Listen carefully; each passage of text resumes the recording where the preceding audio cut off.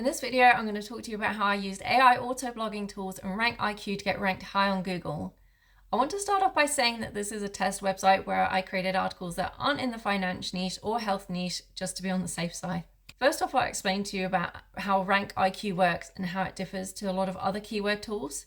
If you want to check it out for yourself, I'll leave a link in the description below. When using rankiq, you can filter by niche. You can then filter by low competition but higher search volume keywords that should be easy to rank for a beginner without you basically having to search for them. So I found a load of keywords in the same niche and copied those out into a document. Then I used Koala Writer to write those articles. I've tried a few different auto-blogging tools, and Koala Writer has some of the best images and would publish to WordPress in bulk.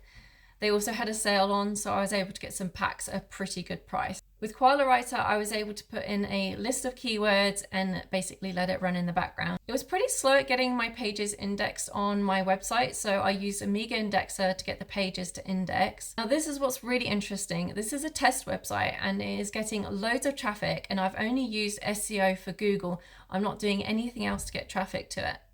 At present, the highest page looks to be ranked at 11.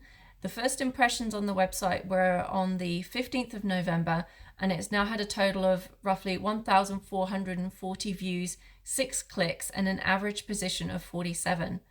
Now, I think that's pretty impressive for a new website, and like I said, I'm not driving traffic to it in any other way. The thing I've found with rankiq is in certain niches, the types of keywords can be a little bit obscure and not something that I want to write about.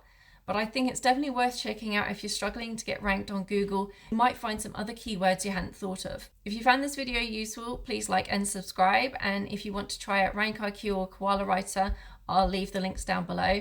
And if you have any questions, feel free to leave them in the comment section.